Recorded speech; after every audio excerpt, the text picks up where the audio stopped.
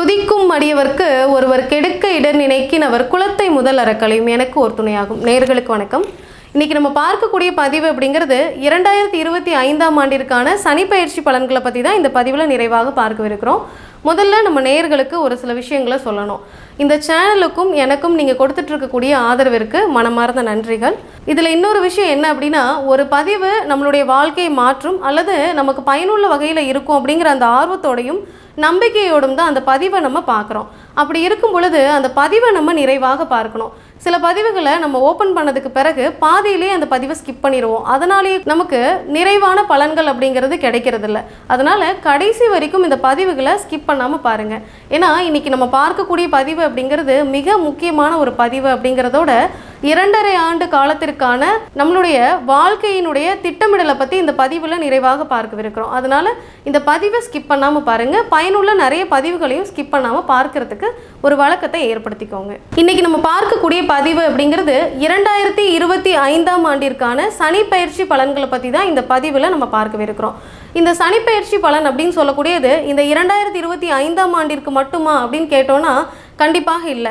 இந்த பதிவு எவ்வளவு நாட்களுக்கு உங்களுக்கு பயனுள்ள வகையில் இருக்கும் அப்படின்னா அடுத்த 2.5 ஆண்டு காலத்திற்கு கண்டிப்பாக பயனுள்ள வகையில் இருக்கும்.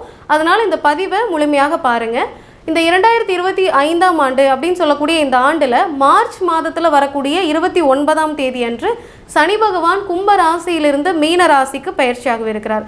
அடுத்த 2.5 ஆண்டு காலத்திற்கு என்ன மாதிரியான பலன்களையும் கெடுபலன்களையும் நமக்கு தரவிருக்குது அப்படிங்கிறத தெரிஞ்சுக்கிட்டு அதற்கு தகுந்த மாதிரியான நம்மளுடைய வாழ்க்கையினுடைய பயணத்தையும் நம்ம வாழ்க்கையினுடைய திட்டமிடலையும் நம்மளால் கண்டிப்பாக அமைச்சிக்க முடியும். அப்போது மற்ற எல்லா கிரகங்களுமே முக்கியத்துவம் வாய்ந்ததாக இருந்தாலும் கூட மிக முக்கியமான 3 கிரகங்களை நம்ம பயிற்சிக்கு பார்க்கறது உண்டு. அப்படி எடுத்துக்கும் பொழுது நவ கிரகங்களில் 3 முக்கியமான பயிற்சி அப்படின்னு சொல்லக்கூடியது முதல் விஷயமாக இருக்கக்கூடியது குரு பயிற்சி, அடுத்தது ராகு கேது பயிற்சி, அதே போல் சனி பயிற்சி அப்படின்னு சொல்லக்கூடியது. ஏன் மற்ற கிரகங்களுக்கு நம்ம முக்கியத்துவம் கொடுத்து பார்க்கறது இல்லை, இந்த 3 கிரகங்களுக்கு மட்டும் நம்ம முக்கியத்துவம் கொடுத்து பார்க்குறோம் அப்படின்னா மற்ற கிரகங்கள் நாட்கிரகங்களாகவும் அல்லது மாத கிரகங்களாகவும் இருக்குது. அப்படின்னா நாள் கணக்கில் நகரக்கூடிய கிரகங்களாகவும் மாத கணக்கில் பயிற்சி ஆகக்கூடிய கிரகங்களாகவும் இருக்கக்கூடிய கட்டாயத்தினால தான் அதை நம்ம அடிக்கடி பயிற்சியாக பார்க்கறது இல்லை. அதே போல் நீண்ட காலமாக இருக்கக்கூடிய பயிற்சிக்கு நம்ம முக்கியத்துவம் கொடுத்து பார்க்குறோம்.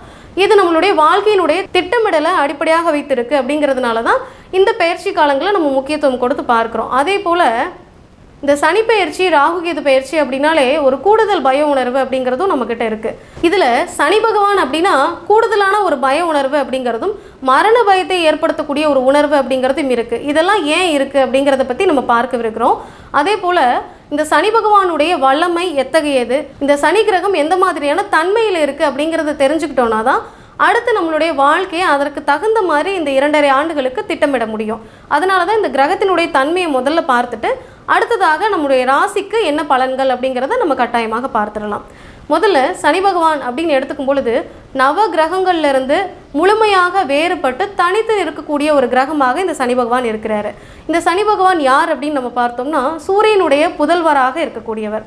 சூரிய புதல்வர்கள் அப்படின்னு சொல்லக்கூடியது யமதர்மராஜாவும் சனி பகவானும். அப்போது யமதர்மராஜா எப்படி நீதி நெறிக்கு உட்பட்டு ஆட்சி நடத்தக்கூடியவராக இருக்கிறாரோ, எந்த பாரபட்சமும் இல்லாமல் ஆட்சி நடத்துகிறாரோ, தண்டனைகளை வழங்குறாரோ, அதே போல தான் சனி பகவானும் இருப்பார். அப்படிங்கிற ஒரு காரணத்தினால தான் கூடுதல் பயம் அப்படிங்கிறதும் பய உணர்வு மரண பயம் அப்படிங்கிறதெல்லாம் நமக்கு கட்டாயமாக வந்துடுது. ஆனால் ப்ராக்டிக்கலாக நம்ம பார்த்தோம் அப்படின்னா சனி பகவானுடைய பயிற்சியில் பய உணர்வு ஏற்படணும் அப்படிங்கிற அவசியம் இல்லை. சிலர் நம்ம நினைப்போம் அப்படியெல்லாம் கிடையாது, ஆனால் இந்த சனியினுடைய தாக்கம் அதிகமாக தான் இருக்குது. 7.5 சனியினுடைய காலத்துலேயோ அல்லது சனி தசை நடக்கும் பொழுது கூட சனி புத்தி நடக்கும் பொழுது கூட இந்த தசாபுத்தி காலங்கள்லையும் நமக்கு பய உணர்வு அப்படிங்கிறது அதிகமாக இருக்குது, தாக்கம் அப்படிங்கிறதும் அதிகமாக இருக்குது. இதெல்லாம் ஏன் இருக்குது? ஒரு சிலருக்கு அதனுடைய தாக்கம் ஏன் குறைவாக இருக்குது அப்படின்னா சில கேட்டகரிக்குள்ளே வரக்கூடிய பர்சன்ஸ் அப்படின்னு சொல்கிறவங்கள இந்த சனி பகவான் தொந்தரவு பண்ணுறதே இல்லை. ஏன் அவங்களையெல்லாம் தொல்லை பண்ணுறதில்லை அப்படின்னு பார்த்தோம்னா யாரெல்லாம் சனி பகவான் தொந்தரவு செய்கிறதில்ல அப்படின்னு பார்க்கும் பொழுது நீதி, நேர்மை, கடமை, கண்ணியம், கட்டுப்பாடு, தன்னுடைய தொழிலையோ வேலையோ தெய்வமாக கருதி பார்க்கக்கூடியவங்க, தெய்வத்தையே சரணாகிதி அடைந்தவங்க, முன்னோர்களுக்கு மரியாதை கொடுக்கக்கூடியவங்க, முன்னோர்களுடைய தர்ப்பணம் அப்படிங்கிறதையும் அவர்களுடைய வழிபாடு அப்படிங்கிறதையும் ரெகுலராக எடுத்துக்கிட்டு இருக்கவங்க, இல்லாதவர்களுக்கும் இயலாதவர்களுக்கும் உதவி செய்யக்கூடியவங்க, அன்னதானம் கொடுக்கக்கூடியவங்க, கடவுள் வழிபாட்டை எப்பொழுதுமே எடுத்துகிட்டு இருக்கக்கூடியவங்க, நேரம் தவறாமல் இருக்கக்கூடியவங்க, அதே போல் சுறுசுறுப்பாக இருக்கக்கூடியவங்க, இவங்களெல்லாம் இந்த சனி பகவான் தொந்தரவு பண்ணுறதே இல்லை. இந்த கேட்டகரிக்குள்ளே வரக்கூடிய பர்சன்ஸ் எல்லாருமே அவர்களுடைய வாழ்க்கையை ரொம்ப சாதாரணமாக நகர்த்திக்கிட்டு இருப்பாங்க. ஒரு சிலருக்கு அதனுடைய தாக்கம் இருக்கும். ஆனால் தன்னுடைய சுய ஜாதகம் அப்படின்னு சொல்லக்கூடிய சொந்த ஜாதகத்தில் சனி பகவான் எந்த நிலையில் இருக்கார் அப்படிங்கிறத நம்ம பார்க்கணும். மற்ற கிரகங்கள்லாம் எப்படி இருக்குது, கிரக சேர்க்கைகள் எப்படி இருக்குது, சுபராகவே இருந்து குரு சுக்கிரன் இந்த மாதிரி கிரகங்கள் தசாபுத்தி நடத்தினா கூட ஒரு சிலருக்கு அதனுடைய தாக்கம் இருக்குது. அப்போது கிரகங்கள் நம்மளுடைய ஜாதகத்தில் நல்ல பொசிஷனில் இருக்கா அப்படிங்கிறத சுய ஜாதகத்தையும் நம்ம செக் பண்ணி பார்த்துக்கணும். இது மாதிரி ஒரு 6 மாதத்திற்கு ஒரு தடவையோ அல்லது ஒரு வருடத்திற்கு ஒரு முறையோ நம்ம அருகில் இருக்கக்கூடிய ஜாதகம் பார்க்குறவங்க கிட்ட ஜாதகம் பார்க்கலாம், அல்லது உங்களுக்கு மனசுக்கு திருப்தியாக இருக்கக்கூடியவங்க கிட்ட ஜாதகம் பார்த்துக்கொள்ளலாம், அல்லது நம்ம கொடுத்துருக்கக்கூடிய நம்பருக்கு அப்பாயின்மெண்ட் வாங்கிக்கிட்டு நம்ம ஜாதகம் பார்த்து தெரிஞ்சுக்கலாம். அப்போது நம்மளுடைய ஜாதகத்தை ஒரு 6 மாதத்திற்கு ஒரு முறையோ அல்லது ஒரு வருடத்திற்கு ஒரு முறையோ இந்த பயிற்சி காலங்களில் பார்த்துக்கிறது அப்படிங்கிறது மிகச்சிறப்பாக இருக்கும். இந்த கேட்டகரிக்குள்ளே வரக்கூடிய பர்சன்ஸ் எல்லாம் சனி பகவான் தொந்தரவு பண்ணுறதில்லை அப்படிங்கிறத நம்ம பார்த்தோம். மற்ற ஏதாவது சில விஷயங்கள் இருக்கா அப்படிங்கிறதையும் நம்ம பார்த்துடலாம்.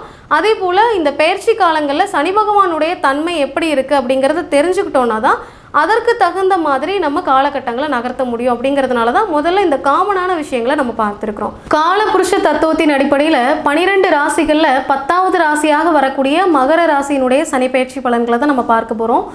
இந்த மகர ராசியினர் அப்படின்னு சொல்லக்கூடியவங்களுக்கு முதல்ல ஒரு விஷயம் என்ன அப்படின்னா, கடந்த 7.5 வருடம் அப்படின்னு சொல்லக்கூடிய அந்த 7.5 சனியினுடைய பிடியில் அவர்கள் இருந்த காரணத்தினால எல்லா விஷயங்கள்லையுமே மன உளைச்சல் அப்படிங்கிறது கண்டிப்பாக உண்டு. வார்த்தைகளால் சொல்ல முடியாத கஷ்டங்களையும் துன்பங்களையும் இவங்க அதிகமாக அனுபவிச்சிருக்காங்க அப்படின்னு தான் சொல்லணும். அதாவது வாழ்க்கையில் இதுக்கு மேலே கஷ்டமே இல்லையா அப்படின்னு சொல்லக்கூடிய அளவிற்கு எல்லா விஷயங்களையும் அனுபவ ரீதியாக நிறைய பிரச்சனைகள் அப்படிங்கிறத இந்த மகர ராசியினர் சந்திச்சிருப்பாங்க. ஏன்னா 7.5 சனியினுடைய பிடி அப்படின்னு சொல்லக்கூடியது. இந்த 7.5 சனி நடக்கும் பொழுது இந்த விஷயத்துலலாம் நான் சந்தோஷமாக இருந்துட்டேன் அப்படின்னு சொல்கிறதுக்கு எதுவுமே இல்லை. அந்த அளவுக்கு தன்னுடைய வாழ்க்கையில் இருக்கக்கூடிய அடிப்படை தேவைகள்லேருந்து நல்ல விஷயங்களாக நம்ம எதிர்பார்க்கக்கூடிய அத்துணை சுபகாரியங்களுமே தடை தாமதம் பிரச்சனைகள், அதில் ஒரு போராட்டம் அப்படிங்கிறதெல்லாம் ஏற்பட்டிருக்கும். நிறைய வருமானமே இல்லாமல் சமாளிக்கக்கூடிய ஒரு நிலை, அல்லது குடும்பத்திலே நிறைய பிரச்சனைகளை சந்திக்கக்கூடியது, நிறைய துரோகங்களை நம்பிக்கை துரோகங்களை சந்திக்கக்கூடிய ஒரு அமைப்பு அப்படிங்கிறதுலாம் இந்த 7.5 சனியினுடைய காலகட்டத்தில் சாதாரணமாகவே நடக்கக்கூடிய ஒரு அமைப்பு. எதுலலாம் அதிகபட்சமாக தாங்க முடியாத அளவிற்கு பிரச்சனைகள் இருக்கோ அதிலெல்லாம் அனுபவ ரீதியாக நல்ல பாடங்களை இந்த 7.5 சனி அப்படிங்கிறது கண்டிப்பாக கொடுத்துருக்கும். அப்போது தாங்க முடியாத பிரச்சனைகள்லேருந்து வெளிவரக்கூடிய ஒரு ஆண்டாக இந்த 2025 அப்படிங்கிறது கண்டிப்பாக இந்த மகர ராசிக்கு உண்டு. ஏன்னா 7.5 சனி அப்படிங்கிறது முடிவு காலமாக இருக்குது. அதனால் இந்த காலகட்டம் அப்படிங்கிறது நல்ல மாற்றமாக இருக்கும் அப்படிங்கிறத முதல்ல இந்த மகர ராசிக்காரங்க நம்பணும். இந்த மகர ராசிக்கு கடந்த ஆண்டு, அதாவது கடந்த 2.5 ஆண்டு காலம் அப்படின்னு சொல்லக்கூடியது எந்த இடத்துல சனி பயிற்சியில் இருந்திருக்கு அப்படின்னா, மகர ராசிக்கு 2ஆம் இடம் அப்படின்னு சொல்லக்கூடிய கும்பத்தில் சனி பயிற்சியாக இருந்திருக்கு. இந்த கும்பத்திலேருந்து மீனத்திற்கு இப்போ பயிற்சியாகக்கூடிய பாவகம் அப்படிங்கிறது மகர ராசிக்கு அது 2வது இடத்துலேருந்து 3வது இடம். அப்போ 2 அப்படின்னு சொல்லக்கூடிய அந்த வாக்கு ஸ்தானத்திலிருந்து 3ஆம் இடம் அப்படின்னு சொல்லக்கூடிய முயற்சி ஸ்தானத்திற்கு சனி பகவான் பயிற்சி ஆகிறார். இதில் இந்த 3ஆம் இடம் அப்படின்னு சொல்லக்கூடிய முயற்சி ஸ்தானத்திற்கு சனி பகவான் பயிற்சி ஆகும் பொழுது பொதுவாக சனியினுடைய பார்வை அப்படிங்கிறது 3, 7, 10 அப்படின்னு சொல்லக்கூடியது. இது மகர ராசிக்கு எந்தெந்த பாவகங்களை குறிக்குது அப்படின்னு நம்ம பார்த்தோம்னா, மகர ராசிக்கு அது 5, 9, 12 அப்படின்னு சொல்லக்கூடிய பாவகங்களை குறிக்குது. அப்போ 5ஆம் இடம் அப்படின்னு சொல்லக்கூடியது பொதுவாக பூர்வ புண்ணிய ஸ்தானம் அப்படின்னு சொல்லக்கூடியது. இந்த பூர்வ புண்ணிய ஸ்தானத்தில் சனி பகவானுடைய பார்வை படுது அப்படிங்கிறதுனால முதல் விஷயமாக குலதெய்வ வழிபாடை இனிமேல் இந்த மகர ராசினர் அதிகரிக்கணும் அப்படிங்கிறத தெரிஞ்சுக்கணும். அதே போல் பூர்வீகத்தில் இருக்கக்கூடிய சில நல்ல மாற்றங்கள் அப்படிங்கிறது கண்டிப்பாக உண்டு. பூர்வீகத்தில் யாருக்காவது சொத்து வத்துக்கள் வர வேண்டிய ஒரு சூழ்நிலை இருக்குது அப்படின்னா கண்டிப்பாக இந்த காலகட்டத்தில் போராடி பெற முடியும் அப்படிங்கிறத தெரிஞ்சுக்கலாம். ஏற்கனவே நிலுவையில் இருக்குது, கோர்ட்டு கேஸு வம்பு வழக்குன்னு இருக்குது அப்படின்னா அதெல்லாம் போராடி ஜெயிக்கக்கூடிய ஒரு அமைப்பு அப்படிங்கிறது கண்டிப்பாக மகர ராசிக்கு உண்டு. அதே போல் இந்த பூர்வ புண்ணிய ஸ்தானம் அப்படின்னு சொல்லக்கூடியது குடும்ப ரீதியான விஷயங்கள், பூர்வீகம், அதே போல் குழந்தைகள் பற்றிய விஷயங்கள், குழந்தைக்காக ட்ரீட்மெண்ட் எடுத்துகிட்டு இருக்கிறவங்களுக்கு குழந்தை பேர் கிடைக்கக்கூடிய ஒரு அமைப்பு அப்படிங்கிறது, அதே போல் மன ரீதியான முடிவெடுக்கக்கூடிய நல்ல மாற்றங்கள் அப்படிங்கிறது, காதல் நிலை சம்மந்தப்பட்ட விஷயங்கள், இதெல்லாம் மகர ராசிக்கு நல்ல ஒரு மாற்றம் அப்படிங்கிறது உண்டு. இந்த பூர்வ புண்ணிய ஸ்தானத்தில் சனியினுடைய பார்வைப்படுது அப்படிங்கிறதுனால சுய ஜாதகத்தில் இருக்கக்கூடிய தசாபுத்தி நல்ல நிலையில் இருக்குது அப்படின்னா இதில் நல்ல மாற்றங்களையும் நல்ல நிலையில் இல்லாதவர்களுக்கு சில மாற்று கருத்துக்கள் அப்படிங்கிறதும் கண்டிப்பாக உண்டு. அப்போது பூர்வ புண்ணியஸ்தானத்தில் இந்த பூர்வீகம் அப்படின்னு சொல்லக்கூடிய நிலையில் இருக்கக்கூடியதில் சனியினுடைய பார்வை படுது அப்படிங்கிறதுனால கண்டிப்பாக சுயஜாதகத்தை அனலைஸ் பண்ணக்கூடிய ஒரு நிலை அப்படிங்கிறது உண்டு. அப்போ இதை கண்டிப்பாக நம்ம தெரிஞ்சுக்கணும். அதே போல் மற்ற பாவகங்கள் அப்படின்னு நம்ம பார்க்கக்கூடியது 9, 12. அப்போ மகர ராசிக்கு 9ஆம் பாவகம் அப்படின்னு சொல்லக்கூடிய இந்த பாக்கியஸ்தானத்தையும் சனி பார்க்கிறார். அப்போ பாக்கியஸ்தானம் அப்படின்னு சொல்லக்கூடியது தந்தையை குறிக்கக்கூடியது, அனுகூலமான நல்ல விஷயங்களை குறிக்கக்கூடிய ஒரு அமைப்பு. இஷ்ட தெய்வ வழிபாடு அப்படின்னு சொல்லக்கூடியது, இஷ்ட தெய்வம் நமக்கு நல்ல ஒரு முன்னேற்றத்தை கொடுக்கக்கூடிய ஒரு அமைப்பு அப்படிங்கிறதெல்லாம் இந்த 9ஆம் இடம் தான். தந்தை வழியில் இருக்கக்கூடிய உறவு நிலை, அவர்களுடைய சொத்து அப்படிங்கிறதுலாம் இந்த 9ஆம் பாவகம். இதில் இருக்கக்கூடிய இந்த நிலையில் சனி பகவானுடைய பார்வை படுது அப்படிங்கிறதுனால இதில் நல்ல மாற்றங்கள் அப்படிங்கிறதும் முன்னேற்றங்கள் அப்படிங்கிறதும் உண்டு. திசாபுத்தி சரியில்லாதவங்களுக்கு சில பிரச்சனைகள் அப்படிங்கிறதும் உண்டு. மகர ராசிக்காரர்களுடைய அப்பா இருக்கிறாங்க அப்படின்னா அவர்களுடைய உடல்நிலையில் ஏதாவது கோளாறு ஏற்படக்கூடிய ஒரு தன்மை அப்படிங்கிறது, மருத்துவ செலவு ஏற்படுது அப்படிங்கிற மாதிரியான ஒரு அமைப்புகள்லாம் உண்டு. அப்படிங்கிறதுனால நீங்களாகவே ஒரு மருத்துவ செலவு செய்துக்கிறதோ அல்லது ஹெல்த் இன்சூரன்ஸ் மாதிரியான ஒரு நல்ல அமைப்புகளை ஏற்படுத்திக்கிறது அப்படிங்கிறத பார்க்கலாம். அல்லது உடல்நிலையில் கோளாறு ஏற்படுது அப்படின்னா அதை லெத்தாஜிக்கெலாம் எடுத்துக்காமல் நல்லபடியாக ஸ்டெப் எடுத்துக்கிறது அப்படிங்கிறது ஒரு நல்ல ஒரு விஷயமாக இருந்துகிட்டு இருக்கும். அதே போல் மகர ராசிக்கு இது 12ஆவது இடம் அப்படின்னு சொல்லக்கூடிய விரயஸ்தானத்தையும் பார்க்குது. இப்போது விரயஸ்தானத்தை பார்க்குது, ஏன்னா ஏற்கனவே ஏழரை சனியினுடைய பிடியில் நம்ம இருக்கோம். அதுவே முடியக்கூடிய ஒரு தருவாயில் இருக்கும் பொழுது இப்போ மறுபடியும் விரயஸ்தானத்தை பார்க்குதா அப்படிங்கிற ஒரு பயம் வரும்.